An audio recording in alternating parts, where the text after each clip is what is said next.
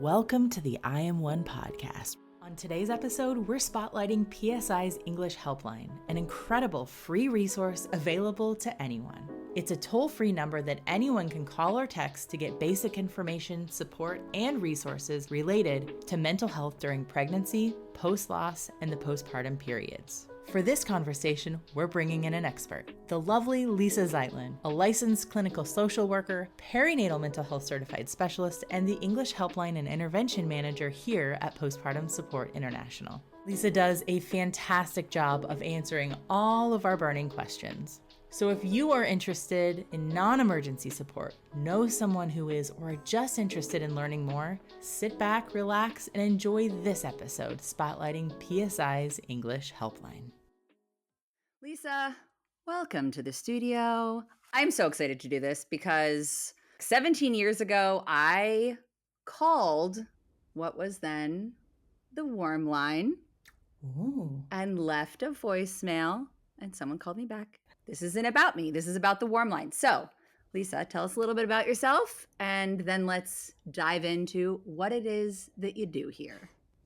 Hello, everybody. My name is Lisa Zeitlin. My pronouns are she, her, and I currently live on the West Coast. I'm in Los Angeles at the moment. My role at Postpartum Support International is the English Helpline and Intervention Manager. So the majority of my time is supporting our English Helpline.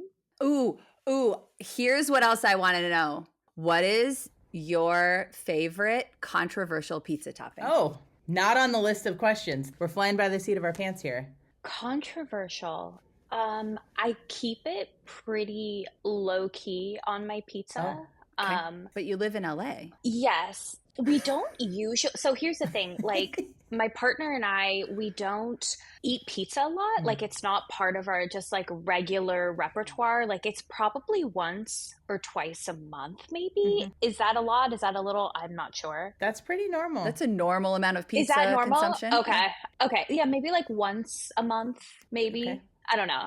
I got to reevaluate that. But I'll usually do like a regular cheese pizza, but then have sauces to dip in. Dip. Yes. So I'm a dipper. Favorite sauce? Sweet Baby Ray's. Oh, BBQ. I do a BBQ sauce. That's my go-to. It makes everything a barbecue pizza. Oh, yes. So that's what I do. Why have I never thought of this? I don't. Oh my God. We're big sauce people. Oh. So we like to have different options of sauces on our plate. Yes. So you should see, it's like so many sauces. You open the refrigerator and you're like, where are the vegetables? There are none, just sauce. It's sauces. It's Sauce City. Yeah. Yeah. Well, with that, I think we could probably wrap up the episode. I love it. That's Brian. it. Great. Just kidding. Lisa, we're so happy to have you here. I'm so happy to hang out with y'all. Okay. Yay. So that was a lovely intro. We want to know all about PSI's English Helpline.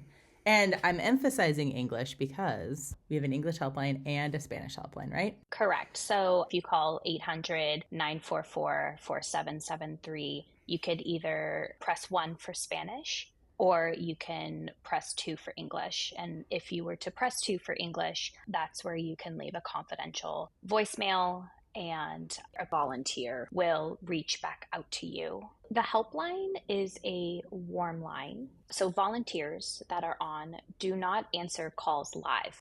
So whenever a help seeker, whenever somebody wants to reach out to us for support, for resources, for referrals, they would call 800-944-4773. And if you'd like to be connected to the Spanish helpline, you would press 1. Right. Great. But if you'd like to connect to the English helpline, you would press 2. And then you would leave a confidential voicemail. And you can leave a voicemail 24 hours a day, whenever you would like. Our hours of operation are 8 a.m. to 11 p.m. Eastern Standard Time. So that's good to know. Yeah.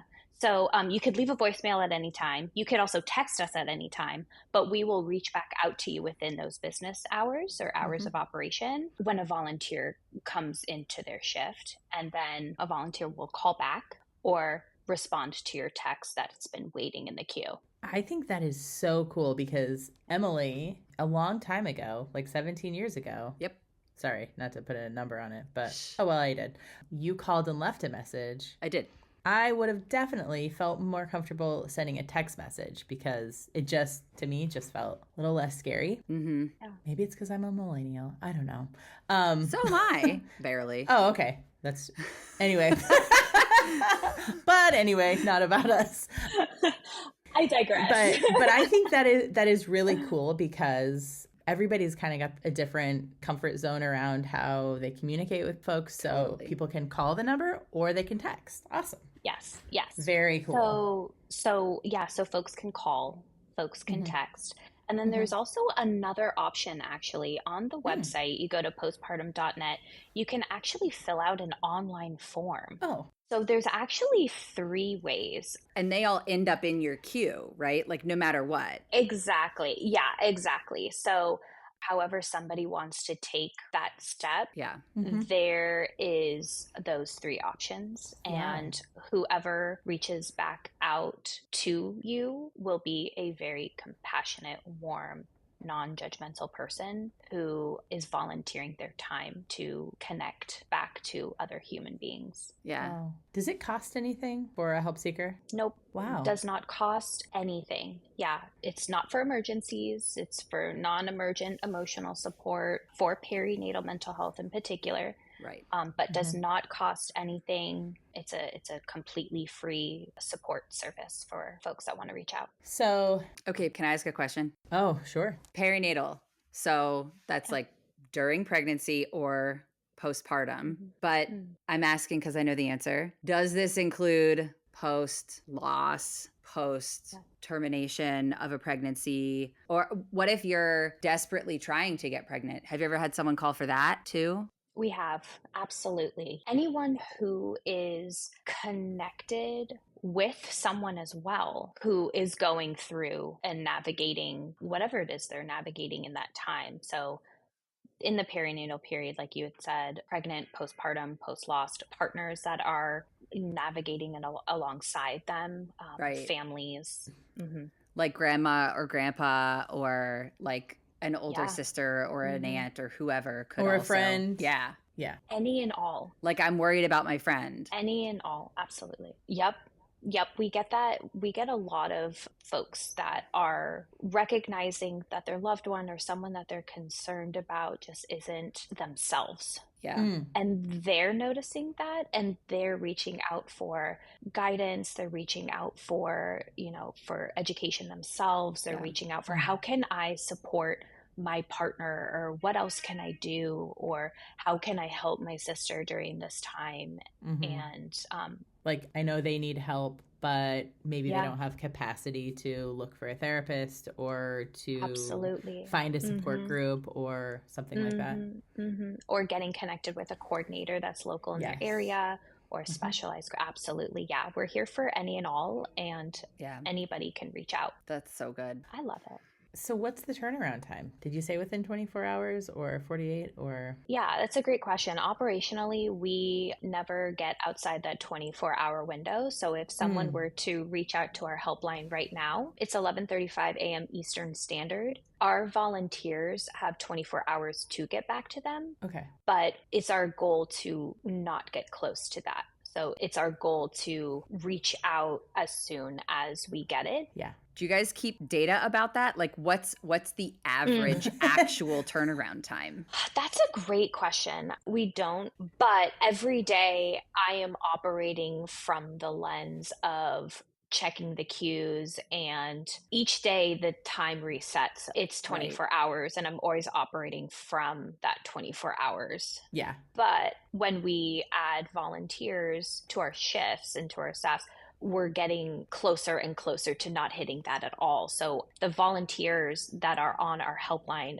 are incredible. Yeah. Incredible human beings. And they are always doing quality, taking the texts or taking the calls that they have capacity for that day. Right. Oh, great. And while also it's my job to keep the 24-hour window in mind. Yeah. Like that's me, that's not on my volunteers. So They get on their shift, they're looking at the queue, and they're like, okay, let's get information to folks. Okay. They do what they can that day because a lot of our volunteers are survivors, are impacted as well from perinatal mental health. So it is healing and part of their journey too. Totally. We have an admin team where they can come to us for any support, anything that might come up, anything that they would just want to like debrief about, or even just want to chat with us. Like, I haven't encountered this question before. Here's what I was thinking of saying, like kind of bounce ideas off. Yeah, bounce ideas, but then also like, hey, I'm connecting with a help seeker and I'm really hearing myself or hearing my story and their story. And I don't really know what to do with that. And that's what... Or I'm not ready for that. Yeah, that too. Like there's always an option of like, this is a little bit too much for me today. Can I get support, or can I place this text back in the queue? And then that's when maybe myself or somebody else on our team or even another volunteer maybe would take that. So that's cool. It's part of their healing journey to give back and to be the voice or the validation they did not receive in their time of that process. That is so cool. We just like very naturally kind of went into the next set of questions we had, because we've touched on who calls in as a help seeker. And then we wanted to ask a bit more about the volunteers. So these are not necessarily, you don't have to be a therapist to volunteer on the helpline. No. Who volunteers? I first want to say those who volunteer are absolutely compassionate, caring, wonderful human beings. Like, I cannot say that enough. These folks are taking 3 hours of their week and putting that into supporting others. And so first and foremost, these are wonderfully compassionate people that really, honestly, truly care and want to make sure that the person that they're supporting is getting what they need during that conversation. So they are trained. They're trained by PSI. They go through a process. And I like to think of it as the training or the onboarding really never stops, because I feel like you can never stop learning and growing, and it's a whole lot to be a support person for somebody else. And so the training never stops, the growing never stops, and the volunteers are supported by PSI staff, like we had mentioned. But the volunteers are folks with lived experience, whether it was them personally that went through it, whether it was a person that was supporting another person in their journey. And it's also professionals of many different kinds. So there are some mental health professionals that happen to be in this volunteer role. They're not in their mental health therapy capacity. They're wearing that volunteer peer support hat. There's also accountants. There's physical therapists that are on there. There are folks that are writers. There's just people. And I do also want to say, who is not on the helpline is any AI bot or any type of artificial intelligent being. This is supported, and the calls and the texts are responded to by human beings. That was not a question that we had on our list, and I'm so glad that you mentioned that. Yeah, it happens a lot, because when you're reaching out, oftentimes in customer service or any type of capacity, there's the, hi, I'm a chatbot and my name is, and it's like a human name. So there's been many times, and I think our volunteers, they really bring their genuine human self. So I hope that help seekers and families realize that they are really connecting, but just wanting to set the record straight that no AI bots are supporting our help seekers. It's not going to happen. Not going to happen. Powered by people. Yeah, powered by people. There's no algorithm that could give a computer the ability to hold space the way that a person can hold space. Yeah. Like, that's tough. Or like, let's take a deep breath together. Or, you know. Yeah, that just relaxed me. I'm sorry. I'm just like... Emily almost put Lisa to sleep. There we go. Our guest is napping now. Exactly. I mean, but that's such a testament to what you were literally just saying. A lot of times what I have noticed in conversation with others who are seeking support, it's they want that human to human connection that maybe they're just like not receiving during this time, or they're feeling like really isolated or just feeling very overwhelmed, and they just want another human being to listen and be in the same space with them, whether it's on a call or on a text. Right. Yeah. Yes. This is such a cool resource. Lisa, what do you want help seekers to know about the helpline? So many things. Well, we don't have all day, Lisa. I'm just kidding. Where do I begin? Where do I end? I don't know if I have really emphasized this enough, but you are connecting with another human being who truly, honestly, really, really, really cares. I really want to say that first and foremost. That help seekers who reach out, or those who are thinking about reaching out, or those that, just like placing this as a resource in their back pocket if and whenever they want to let help seekers know, families know, people know that they are not alone, that we exist and this helpline exists, and that all of these resources exist because we see you, and we want to listen, and we want to share the resources and the referrals and supportive next steps, and to give options, that there are options, and that we're here in any capacity that we can in this role. And if there's something that you need beyond what we can provide, we can get you to that next step in that path. So I like to think of our service, and I don't want to speak for every PSI service, but at least on the helpline, I like to think of us as like a bridge, that you can stay on the bridge, you can reach out to the bridge, you can go back to the bridge, but we want to make sure that you're getting to the right next step in the path beyond the bridge. And the bridge is always here, right? Connecting you, and you can always come back. Yes. We're available, and we want to be here to support. And there are resources and referrals that we can provide to you to get that long-term support that you so deserve. And so, what's the word?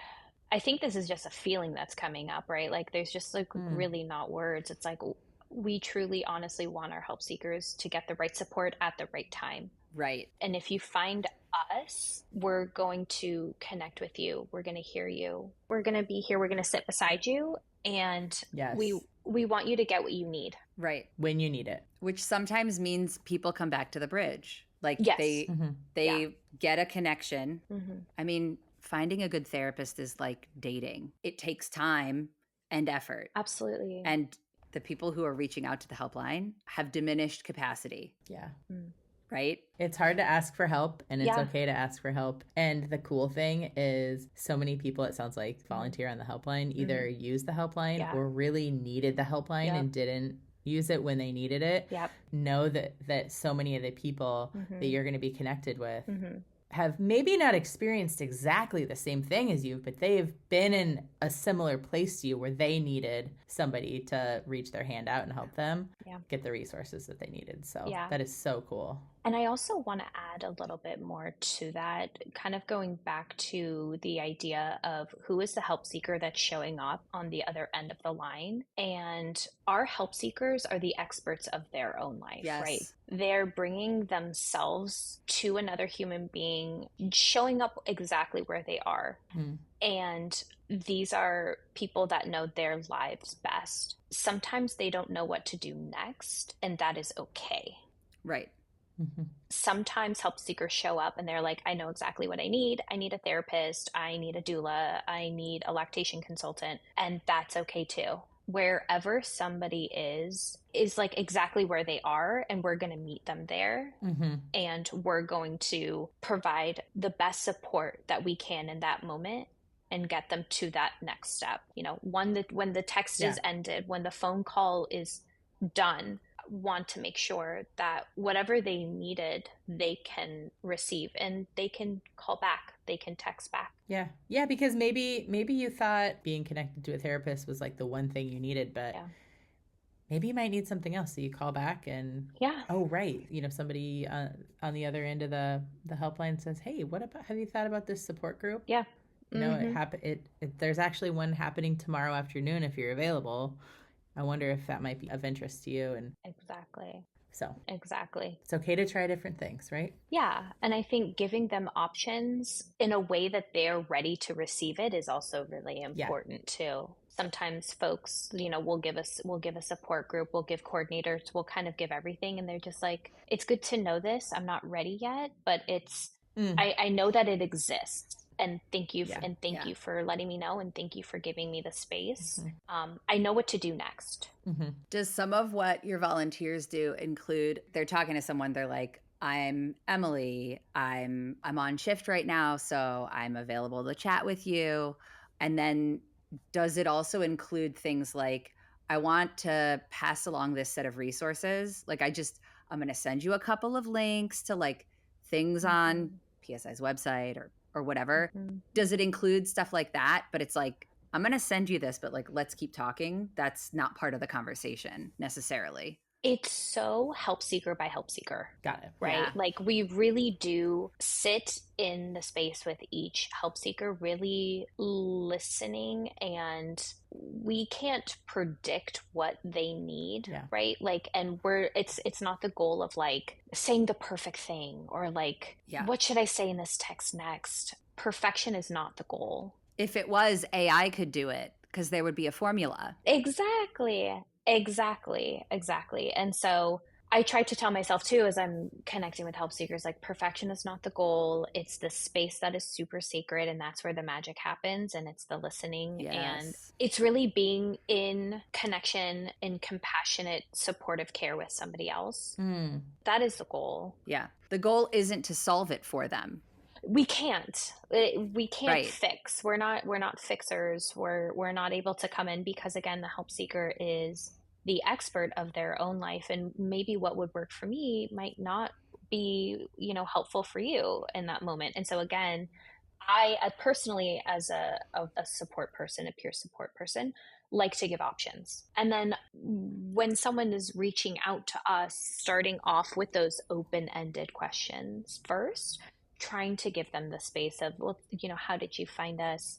What made you reach out today? What's currently happening? Tell me more about that. Using that peer support lens, not my therapy lens, and taking it from a strengths-based perspective of, you have already found us.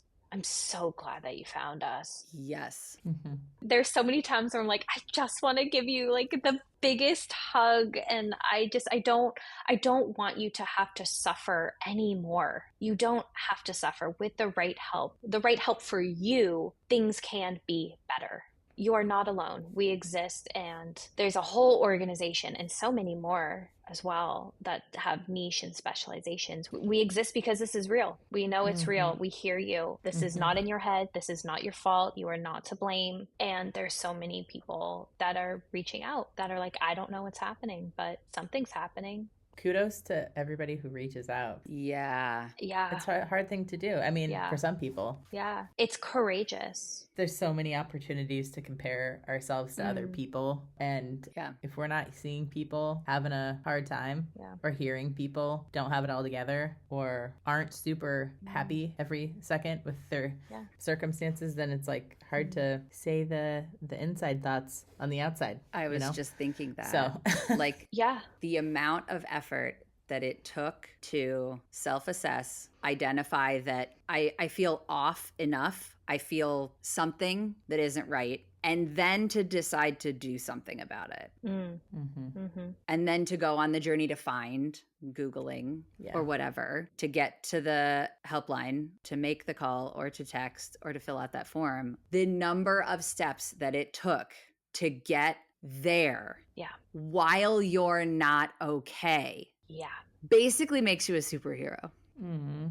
Yeah. I wouldn't say basically. I would say it makes you a superhero. Yeah.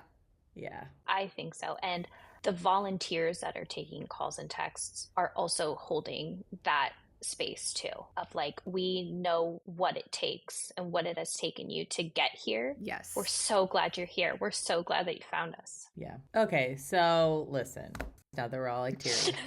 Basically everybody's a superhero. So come join the club. Basically. Okay. What would you like providers to know about the helpline, Lisa? First, I'd like the providers to know that we're a phone number that can be added to any paperwork, discharge paperwork, can be shared with them verbally. However, they are giving out information of their resources and referrals. Your auto reply email. If you have patients thinking about starting a family, if you know somebody's ovulating, I'm just kidding. If you're seeing human beings, I think that our information should be everywhere in all places. If you have an auto reply email that gets sent out, the number should be in it. Yeah, absolutely. Call the helpline. Call the helpline. So yeah, first and foremost, like a lot of providers will call us to just be like, just wanted to see what the process felt like. I wanted to make sure that this is a resource that I can send my patients to. I want to just set the record straight that we are a resource that you can add. Kudos to those providers for doing extra homework. Yeah, like I was gonna say, they're doing extra credit. Yeah, it shouldn't be extra credit though. You know, I mean, just kind of sprinkling that in there. Let's make sure this number actually works. Yeah, I like that they know about resources. Yes, for the folks that they're supporting. Yes. I think that when I left the hospital, I had a photocopied piece of paper and it was like, you might feel sad. Postpartum depression. And then it like listed a definition. And I was like, well, hindsight's 2020. The difference it would make if somebody was like, if, you know, you're having a hard time and it just kind of feels like you're off, maybe just not feeling like yourself. It's common. Yeah. And here are some resources. You can call in and ask questions to help you get connected to, you know, some other resources if that will help you. That does remind me too, for providers, but also help seekers, like you do not need a diagnosis to reach out to get any help. Again, if you're just feeling like something is not right, if you're feeling like you haven't been able to connect with your doctor yet, and in the meantime, you want, you know, resources and maybe even some education on potentially what, you know, you're navigating, we're here for that too. So no diagnosis needed. For providers in particular, something that comes up for me is that our helpline isn't a resource for consultation, especially for prescribers in particular. Like that is not our service. We have a fantastic consultation line, psychiatric consultation line at PSI. Can I shout out the I Am One podcast for a second? Oh my God. We have an episode all about this. So if you're a prescriber, check out episode. We'll link it in the show notes. I don't know. Yeah, we'll link it in the show notes with Dr. Nicole Taylor. Yeah. All about PSI's psychiatric consultation program. That's the spot to go to. If you're a provider who is looking for consultation on something that you're seeing in your practice, that's not what the helpline is. And we can provide providers, you know, links back to our PSI resources if they do reach out.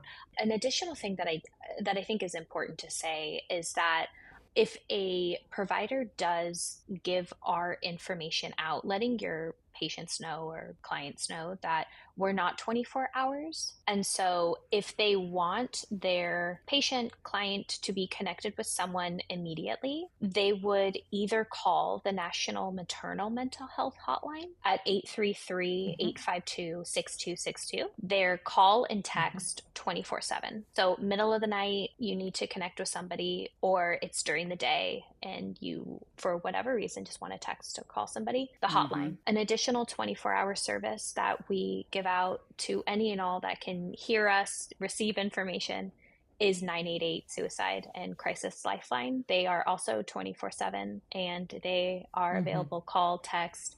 They have a chat on their website. Yeah, so very cool. Wanting to say that those are numbers that we give out to all human beings. So amazing. We will put links to all that in the show notes. Love so that. If help seekers are looking for a link or a phone number, same for providers. So is there anything else that we didn't ask about that we want to mention in this special episode? And I don't know if I want to say this on record or not, but like our volunteers show up every week and I'm just like, thank you so much. Thanks for coming. Seriously, like there's nothing forcing them to do this. Like this is truly Right. just based off of their heart and wanting to be in space for other people. And it's like every week I'm just like, thank you so much for being here. Does your heart just explode? I remember starting in this role and being like, they keep showing up each week. Like, this is like incredible. Like, we're not even bringing cookies and like refreshments or anything. That's how much they our want to hang out. volunteers They want to love be here. this work. And that is also true of other PSI programs as well. Like I can only speak to the helpline, but we have, an entire, can I say, army of perinatal mental health advocates and volunteers and staff that are just doing the work every day and just being pulled. Yeah, it is pretty incredible. It really is. We know all too well that PSI couldn't provide the free resources to parents and providers and all the people if it weren't for our volunteers. It's amazing. And so there is a minimum we do ask of folks to stay with us for at least a year. We have a lot of volunteers that have been here for many years. Yeah. But we do ask that. Sure. Do you accept volunteer applications on a rolling basis? Is there like a window of time when the application is open and then it stops? Or That's a really great question. So Thank you. I'm here to bring all the great questions. You're so good at this. So good at this. Lisa, go on. I'm just kidding. Our interest form is always open to receive new volunteers. Oh, okay. Okay. Our operational needs kind of shift and flow, and we have a lot of human beings that are interested in volunteering with us. So it's really a big puzzle piece. Yeah. So there's an interest form for anybody interested in volunteering on the helpline. Yes. There's an interest form. We'll drop a link in the show notes. And as needed, you can reach out to folks who filled out the interest form to see if they're still available. Is that basically how it works? Okay. There's so much room for those really compassionate, kind, wonderful human beings that want to give back in whatever capacity that looks like. I mean, I signed up to volunteer on the helpline. I did a couple of shifts. It made me so nervous. Not everyone who fills out the interest form is going to get that role. Like, I found another role at PSI. I love it. I'm happy here. But it took a little bit of figuring out what played to my natural strengths. Completely. And I cannot do what y'all do. Like, I am telling you, like, your skills and your ability to run the Klein program and to run this podcast, like you're laughing, but I don't want you to laugh because no laughing, because your skills and what you bring and just your personality, I feel like I cannot do this. I cannot do what you do. So this is why we fangirl each other. Yeah. Because we each have a different skill set and we have found the right place. And so we get to let it shine, which is cool. You're doing great. Oh, you too. So are you. Yeah. Okay. Well, with that, Emily, is there anything else that we want to mention? This very special episode about the helpline. Lisa, can you tell us the number again? And do they call and text the same number? The Postpartum Support International Helpline's phone number is 800-944-4773. You press 1 for Spanish. You press 2 for English. That's for a phone call to leave a voicemail. Okay. The 800-944-4773 is where you would text the English helpline. Got it. Is there a Spanish text helpline? Is that a different number? It is a different number. So to text in Spanish, it's 971-203-7773. And we are going to have an entire episode about, episodes about resources that we have in Spanish, including the Spanish helpline. So if you're hearing this episode, hopefully sometime soon after you're listening to this, there will be an episode about the helpline en Español. So hop on over, scroll through our episode list, and look for that one. But Lisa, thank you for sharing all about PSI's English helpline and what it's like for help seekers, what it's like for folks volunteering on the line, Thanks for We having me. appreciate you. Thanks for finding us, meaning PSI. You found PSI, and now you get to celebrate every time someone finds PSI. Like, how beautiful is that? That's awesome. It's pretty cool. So for everybody out there listening, call us or text us. Just come on over. We heart you. Let's be friends. Thanks for tuning in to the I Am One podcast. Check out today's show notes where we'll drop links to all the important things that we mentioned in this episode. Please consider sharing about I Am One on social media and following and rating our show wherever it is that you listen to podcasts. It only takes a minute of your time and, well, that'll help with our collective mission of bringing resources and local support to folks worldwide. From everyone here at PSI, thanks again for listening.